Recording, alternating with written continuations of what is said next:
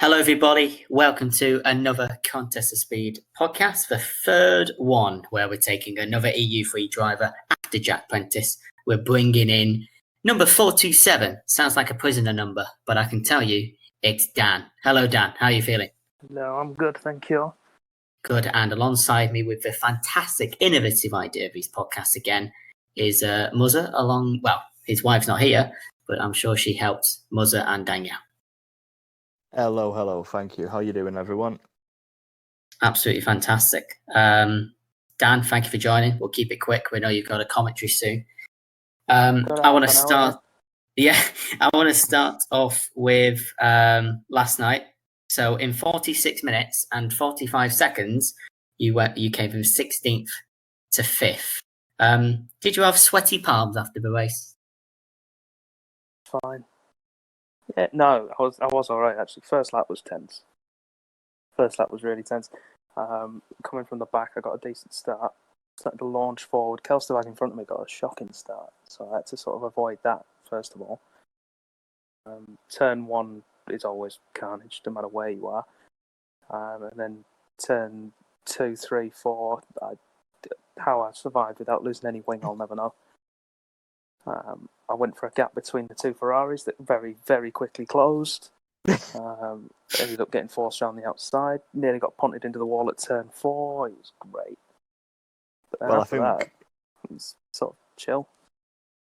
I think that's always expected in Hungary. I think, like you say, it's not called Monaco without walls for no reason. It's hectic, and I think obviously when I was sat on the grid and I saw the tyre option you opted to go with, which was the hards, I was thinking, is that going to be a little bit too hard for the start of the race in terms of is it going to take too long to heat up, especially with the first first 4 turns, or the first lap, in all fairness. How did the hard kind of cope? I know you said you had a bit of a hectic kind of turns 1 to 4. Yeah. How was the tyres for the rest of the lap? Did they kind of kick in straight away, or did it take a while to fire up? Well, they were actually a little bit cold off the formation lap, the race especially. But by the time we got to about turn 8, they were in the window, so it wasn't too bad. They took about 3 laps to really rub her in. Right. Then from that point, and after that, it was just a plain sailing race. I mean, the original plan was to go for what I call the Zandvoort, which you might remember from last season. I started on the hards there as well, and then went pretty much till the end of the race on the same set of tyres. No, I think it was 3 laps to go. The safety car came out, and then boxed for some softs. So that was the plan, because qualifying didn't really go as I wanted. Yeah, I do actually recall that, and I suppose was there any doubt in your mind that actually if there was an early safety car, could that have really, really backfired on your strategy? Because I imagine the majority of the soft runners would have then opted for the mediums, and obviously everyone would have been behind you on slightly fresher, but obviously the quicker medium. Was that ever a doubt in your mind of obviously opting for the hards? No, not really. Because regardless of what happened, I would have just gone. If it was within the first 5 laps, you just stop and go medium. Right, fair enough. And that was the same if there was first lap damage as well. Just go medium, and hope that a safety car brings you back into play. Although strangely, last night for EU3 especially, there was nothing. Not a VSC, not a full safety car, nothing. Yeah, well, I actually made a little slip up then, because obviously on JP's interview, I did actually say there was one VSC, and I actually am being corrected. There was no VSCs, no safety cars, which is absolutely amazing. Not just for EU3, any EU race around Hungary, as you know yourself, Dan, you do a lot of commentary. It's very, very surprising. A very clean race, actually. Yeah, I'll be expecting at least 3 tonight, I think. No pressure on the EU2 guys there. Limmy? Yeah, there were some things in the EU3 race that probably could have warranted a VSC. I've watched both races from all tiers, this season, but EU3 has been excellent. Dan, do you go into any race with a backup strategy, a contingency, just in case, do you go through each lap thinking, okay, if there's a safety car here, what am I going to do? If it's a VSC, what am I going to do? Or do you just crack on a race and decide at the time? So, I'll come into a race with 2 strategies anyway. One for inside the top 10, one for outside. Then after that, it's sort of play it by ear as we go. I mean, I'll have contingency working in my head as I'm going. So I'll get to a certain point and I'll think, right, if it comes out now, I stop for hards. Now mediums, now softs. And if I get a chance in the week, I'll work out if it's quicker to 2-stop from a certain point rather than just 1 stop onto the hard tyre or whatever. But most of the time, no, I just play it by ear. Sounds like you do, and I know obviously some people will have less time than yourself. Some people may have more. Sounds like you do a lot of midweek prepping for your races. I mean, it sounds there like you do a couple of 50% races to trial out, obviously, the 2-stop, 1-stop. I'm not that No? good. No. What I'll do is I'll often do 1 full race run, so 1 full 50%, and the rest of the time I'll spend in practice sessions doing tyre wear runs and fuel planning and things like that. Work out how long a set of tyres can go if you want to stretch them, if you look after them, and then if you just want to push, like how far they'll go before they start to drop off the pace. It's like last night, if I'd qualified in the top 10, I was going to go to lap 4 on the softs, then box for the hards. Right. And this muzzling down is the prep and the practice that drivers who want to improve do, because when I do career, I do this. I know it's not the same, but it's about learning the mathematics and kind of the engineer side. Be your own Peter Bollington. Bring to the table backup plans. How many laps can these tyres do, push or save?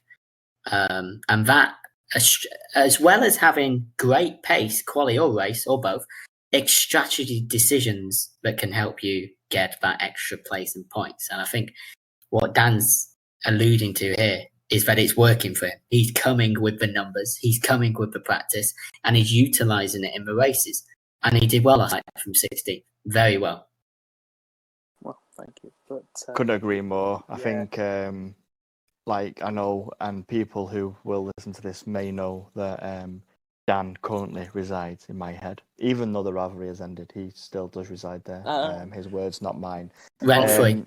And I know Dan very well on a personal level and on a racing level as well. And one thing I will always say about Dan is his strategy calls are very not Ferrari. Let's put it that way. He's very on point with his strategy calls, and I genuinely do think that yes, his racecraft is amazing. His pace is very consistent as well, but his strategy calls do bail him out quite a few times as well. And I think that's such a big player. That's where I think I personally go wrong. So. Obviously, I know you say you calculate a lot of your decisions in terms of strategies during the race as well. How do you prep for that? I know you say you do practice runs, but obviously you can't really prep for a safety car coming out. You don't know when it's going to or if it's going to. How do you prep for it? Do you just make assumptions or? Well, once you've done the prep for tyre life. So, for example, last night I know mediums will go 15 laps before they really start to hinder you. Hards will do the whole race distance. If you really want them to. Dan, I don't know about you. If you notice that, I'm not a racer, I'm a commentator, but I see this from my side as if certain tyres on certain tracks might look fine for 1 lap, and then the next lap, they just go. Like you just feel a big drop off. Have you ever felt that? Do you take that into consideration? Yeah, often though you get the drop off more with temperature rather than just overall wear, particularly if we stay with Hungary. Soft tyres do not go very long before they either overheat or wear out, or both. Right. They'll do, I think I've worked out, fresh set will do 8 laps. If you look after them, set you've qualified on will do 5 to 6. EU2, are you listening? Muzzle, is this going out before EU2? Probably. Yes, we're gonna be trying to get that before EU2. So yes, definitely. If hopefully some of the guys will be listening. Get you some advice from their commentator. I'll be getting a league announcement out there as well to clarify all 3 EU3 guys have posted interviews. So yes, it should be out there before the race starts. But I was going to say, obviously, we've discussed a lot about Hungary and a lot about your mental state during races and your mental preparation, etc. And it is pretty interesting, actually. Monaco is a different ball game, in my opinion. You may say different, but how are you going to prepare for Monaco, which, although people do compare Monaco and Hungary, in my opinion, it's the two No, different. there's not It's a lot. black and white. There's not a lot that's similar. But Hungary is one how of do you the, prepare for that? Yeah, Monaco is one of the few tracks that I've actually qualified quite well at. Right. I did do some research on this. I believe you got 10th and finished 10th. I have believe. done in the past. Yeah, I think the best qualifying I've ever had there is second, and that was in my first season. And Right. I've consistently been in that sort of 10th. I think is the worst one. That was last season, and I messed up one of the laps. I think, if I remember rightly. But the plan will be to qualify quite high, and if I'm honest, just sit there and hold people up. Yeah.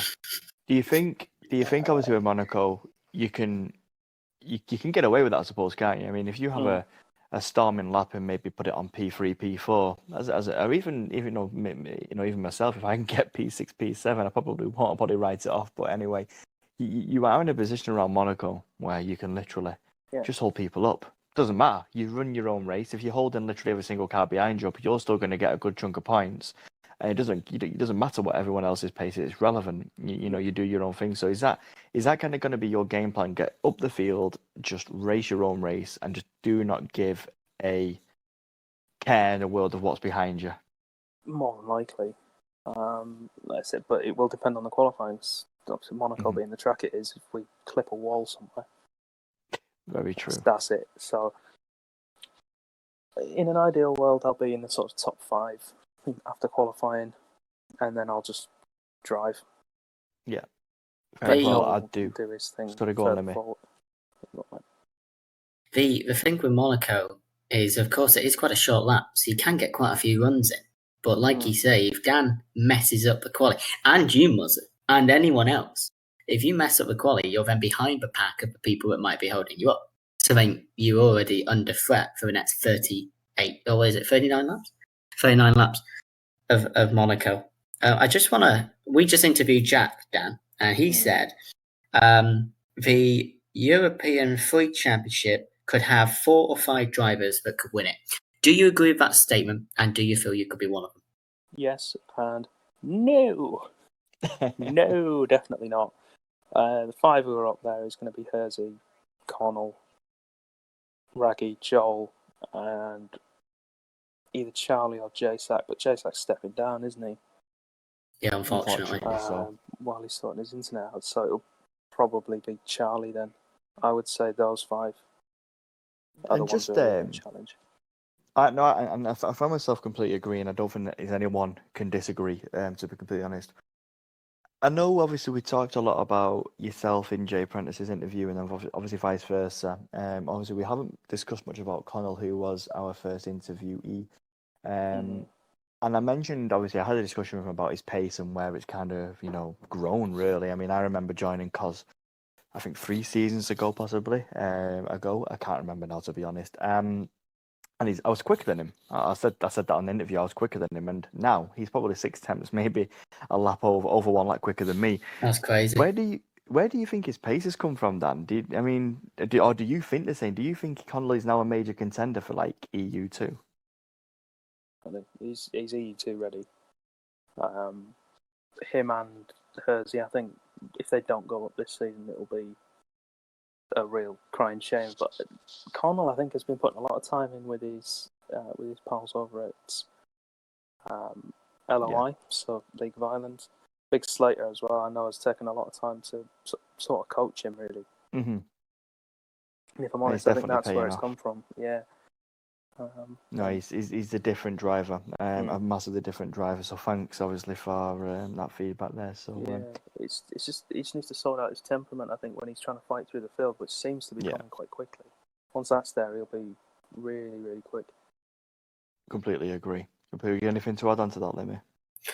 I don't have anything to add on to that specifically, but I was just, obviously, our job, Muzzer, is to ask questions that we haven't asked the other people.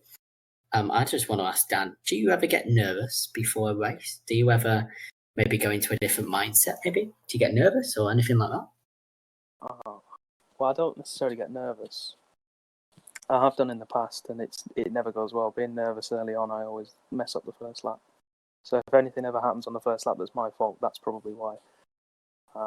But it's sort of it's an infamous thing in the my little group of friends on it. So like Matty, Blades, Hitch, all those kind of guys. It's like an hour before the race, I'll go off and do my pre-race ritual, and I won't turn up again until 5:02.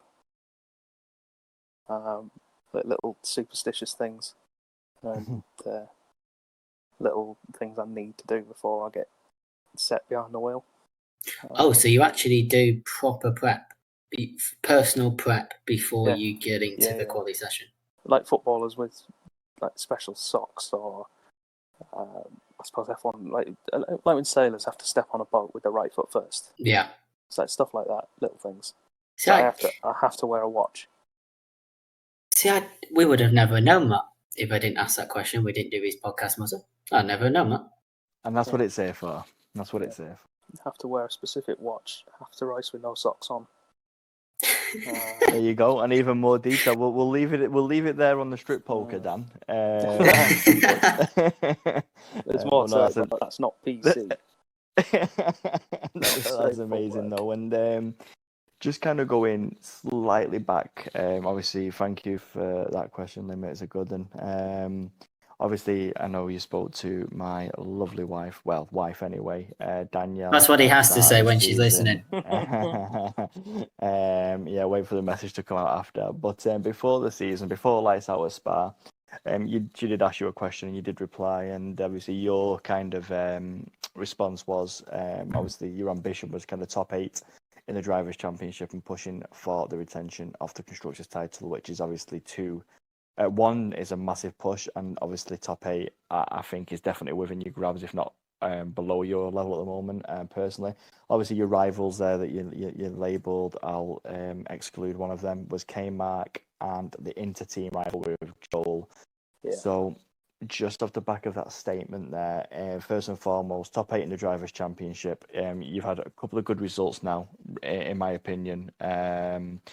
Do you think top 8 is still realistic? Do you think that's an underachievement goal or over? Where's your head at with that? I think is over the whole season. I think top 8 is where I want to be. Mm-hmm. Oh, hang on a minute. Go on, Timo. Sorry, I'm watching the Chelsea game in the background.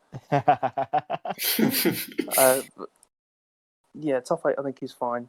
If I'm honest, the result at Spa was not what I wanted. I think I could have been 4th on that if I'd not had a little clash with K-Mark early on.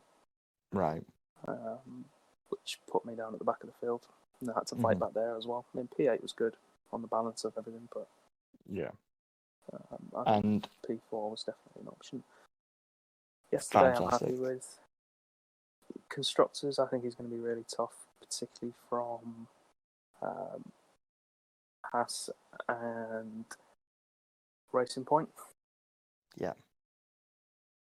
Completely agree. I think the Constructors is going to be a very, very good battle in terms of, within the tier itself. I agree.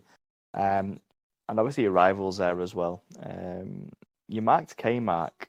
Obviously, I can understand why you marked Joel, obviously with the inter-team. Was there any reason you marked K-Mark? K-Mark's just fun. I completely agree. K-Mark will listen to this, and I have no doubt I'll get a message. If you get a chance, please get K-Mark in for one of these. I would love to hear it.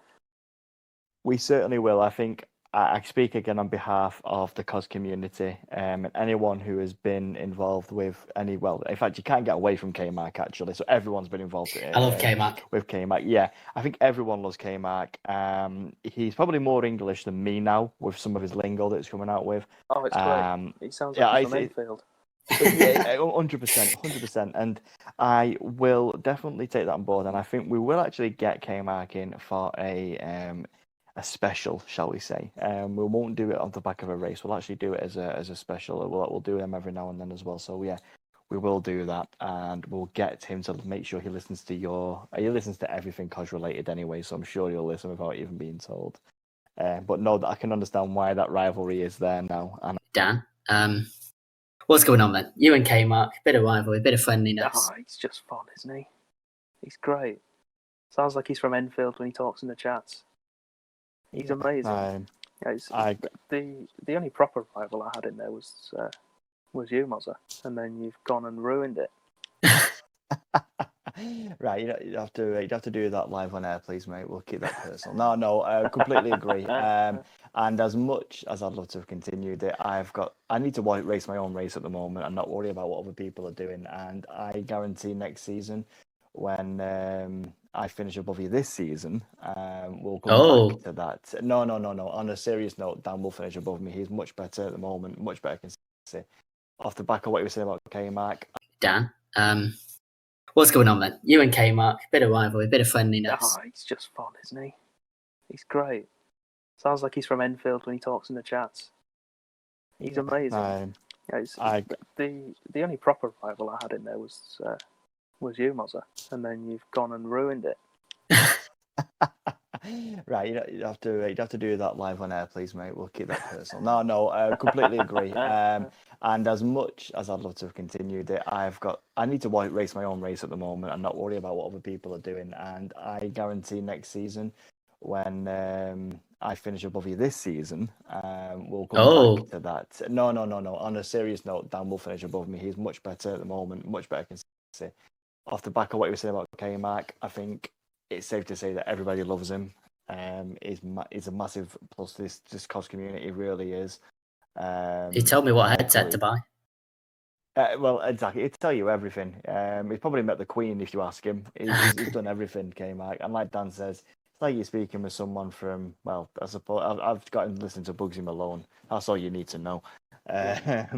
So he's a really nice lad, really nice kid. He's got a lot of time. So I think, obviously, I'm sorry about the disconnection, guys, but I think in between the disconnection, I also said we will get K-Mark in for a kind of one-off interview, which we'll do every now and then as well, on top of the free drivers from each tier. So that's definitely something we'll do at the request of Dan, and I'm sure a lot of others out there. Yeah. Now, Dan, we're not just here to discuss EU3 because you're racing it. We're here to discuss more. And we've not got long because you've got to set up a commentary for EU2. On the topic of EU2, what do you think about it this season? About the grid, about how the commentary's been going, what you're seeing? Ooh. If I'm honest, I think the grid's the closest it's ever been. And it's been very close in the past. Both when I've been a part of it and since I've been commentating on it. I think a lot of the guys, though, you've got maybe 4 or 5 who are going to really look to win it. As it seems to be normal. You get your front runners. I think we'll really see them tonight. But the midfield, sort of 5th to 13th, is separated by about 2-3 tenths of a second. There's hardly anything in it. So it should be quite exciting. But then again, the EU2 has a habit of going against expectations. So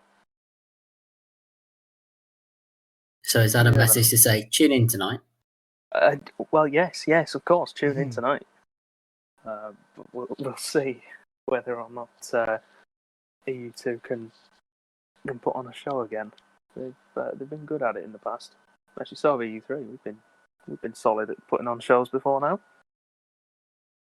Definitely. I think the best race I've ever seen I was part of it was EU2 season. No, it was either 3 or 5 at USA. 3, I think, at USA. That was a really, really good race.